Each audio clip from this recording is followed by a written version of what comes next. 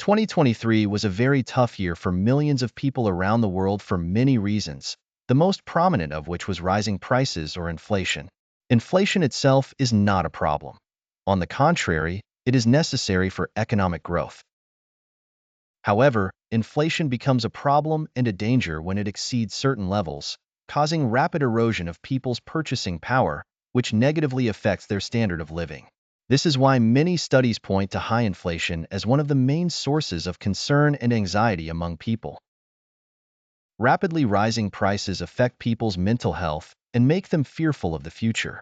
This is where the interest in economic forecasts comes from. In short, everyone wants to know what will happen in 2024 so they can prepare or act accordingly.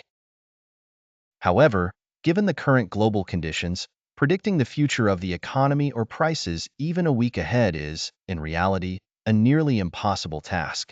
This is because there are always many variables affecting price levels, either directly or indirectly. More importantly, while the world might be turned upside down, each country has its own specifics and issues that could either exacerbate or mitigate the problem of rising prices. Therefore, in my opinion, it's best to understand the dynamics of prices, how they move, and what factors are currently influencing them. Understanding these aspects will first help you grasp how things are going around you and second, assist you in managing your financial affairs more consciously in 2024, away from excessively pessimistic or unjustifiably optimistic forecasts. This is what we will try to do together in today's episode. I am Ashraf Ibrahim, the economic analyst. Global rice prices have reached their highest level in nearly 15 years.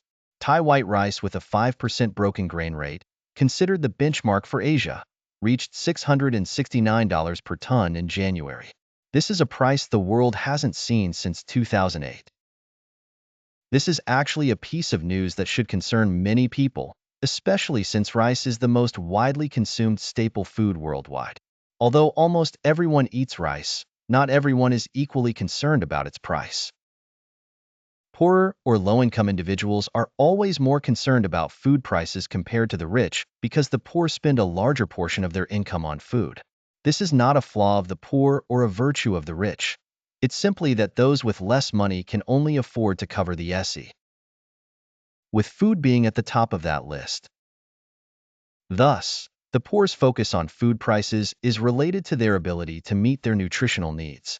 It's important to note that poorer people spend a higher percentage of their income on food, not just an absolute amount. For instance, I might spend $500 a month on food with a total income of $1,000, meaning food takes up half of my income. Another person might spend $2,000 on food, but their total income is $10,000. So, while they spend more on food in absolute terms, it only represents 20% of their income. The larger income provides more space, allowing their food expenditure to constitute a smaller percentage of their total income. The same concept applies to countries. Developing countries are more sensitive to global food prices compared to developed or wealthy countries because their citizens spend a larger portion of their income on food.